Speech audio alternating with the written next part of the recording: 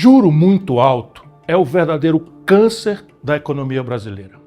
Meus amigos e minhas amigas, o Banco Central, agora, tem um novo presidente. Gabriel Galípolo assumiu e é indicado pelo presidente Luiz Inácio Lula da Silva.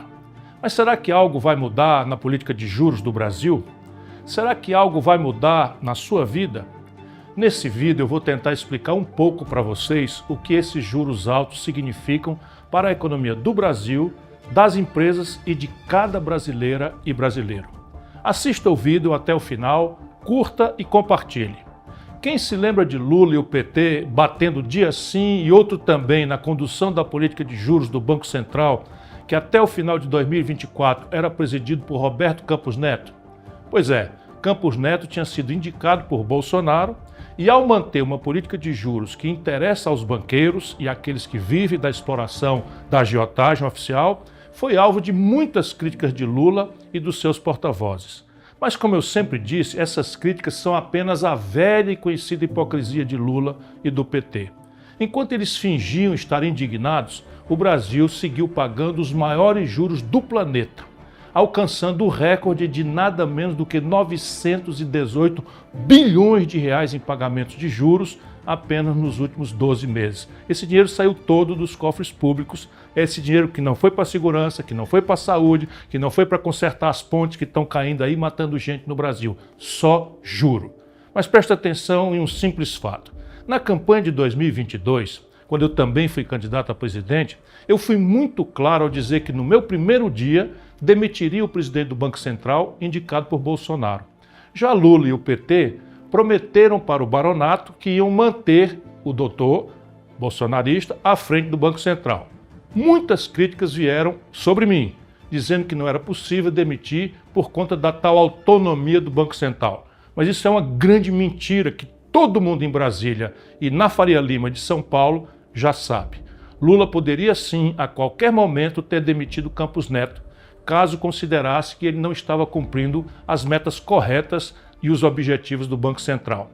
Isso é o que diz, mesmo abusivamente, a Lei Complementar número 179 de 2021, que passou na calada da madrugada, numa votação secreta, ali virtual, em plena pandemia, para atender o suborno dos banqueiros. Essa lei, mesmo com esse defeito todo, permite que o presidente da República demita o presidente do Banco Central por, aspas, desempenho insuficiente.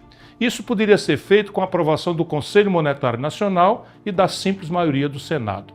Lula teve todas as ferramentas legais para agir, mas escolheu não fazê-lo. Mas pior, Lula indicou todos os nomes agora para a diretoria do Banco Central entre 2023 e 2024. E todos, sem nenhuma exceção, votaram em todas as reuniões do Copom que define a taxa básica de juros, a Selic, da mesma forma que Campos Neto, o bolsonarista que saiu. Ou seja, já estava claro que Lula e o PT são íntimos do setor financeiro brasileiro que tanto lucra nas costas do nosso povo. Mas Lula, apesar de todo o seu discurso, a sua retórica, nomeou Gabriel Galípolo para suceder Campos Neto. Uma curiosidade para quem quiser saber quem é Galípolo. De 2017 a 2021, ele foi nada menos do que presidente do Banco Fator, ou seja, mais um banqueiro. E esse Banco Fator é um banco que atua muito em parcerias público-privadas e privatizações. Foi ele quem liderou os estudos e o leilão de privatização da SEDAI, por exemplo, Companhia de Água e Esgoto do Rio de Janeiro. Mas Galípolo já demonstrou que continuará com a política de juros elevados, provavelmente aumentando ainda mais as taxas em 2025. 2 pancadas de 1 ponto cada uma já estão apalavradas na última ata que foi assinada por Galípolo. Já se está falando mesmo, vou repetir, em aumentar os juros para 15 pontos percentuais ao ano. Portanto, a manutenção dessa política não é apenas responsabilidade do Banco Central, mas uma escolha direta do governo presidido pelo presidente Lula. E os impactos dessa escolha são profundos para a economia real. Quando os juros ficam acima do lucro médio das empresas, a economia simplesmente para. As empresas enfrentam grandes dificuldades, não conseguem fazer investimentos, não geram novos empregos e a atividade econômica desacelera. Atualmente, mais de 7 milhões de empresas estão com contas negativas, sendo que cerca de 6 milhões e 500 mil dessas empresas são micro e pequenas. aquelas que mais sofrem com a falta de crédito e com os altos custos financeiros. Além disso, os juros altos geram um aumento significativo na inadimplência.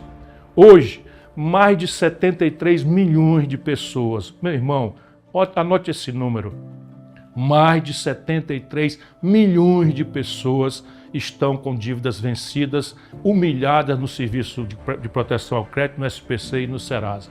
Isso significa que uma enorme parte da população está sem nenhuma condição de honrar seus compromissos financeiros. Cada um pensando que errou a mão porque errou no crédito. Não é não, é uma sequela grave dessa política malfadada de juros exorbitantes, que são os maiores juros do mundo. O que acaba levando a um ciclo de recessão, é o que eles estão encomendando, e diminui o poder de consumo das famílias. Os impactos disso se estendem também ao mercado imobiliário. Com os juros elevados, muitas pessoas não conseguem mais pagar suas prestações do financiamento da casa própria, o que levou a uma onda de inadimplência no setor. Só nesse ano que acabou de 24, mais de 40 mil imóveis foram a leilão porque as pessoas não conseguiram arcar com as dívidas do seu financiamento. Isso demonstra o quão profundo e abrangente é a crise gerada pela política de juros altos. Ao adotar esse modelo de juros elevados, Lula escolheu priorizar os interesses dos agiotas, dos grandes bancos, em detrimento do crescimento da economia e do bem-estar da população. Ele não apenas manteve a política monetária de seu antecessor, mas a reforçou ao nomear Galípolo, que segue a mesma linha econômica, o mesmo modelo desastrado. Em resumo, a alta dos juros que estamos enfrentando agora e a que provavelmente enfrentaremos neste futuro próximo são necessariamente uma escolha clara de Lula. Ele tem o poder de mudar essa política, mas preferiu mantê-la, mentindo ao povo ao dizer que faria diferente. Essa pancada de mais 2 pontos percentuais vai também falir os cofres públicos. É uma tragédia e nós precisamos pôr em debate essa discussão.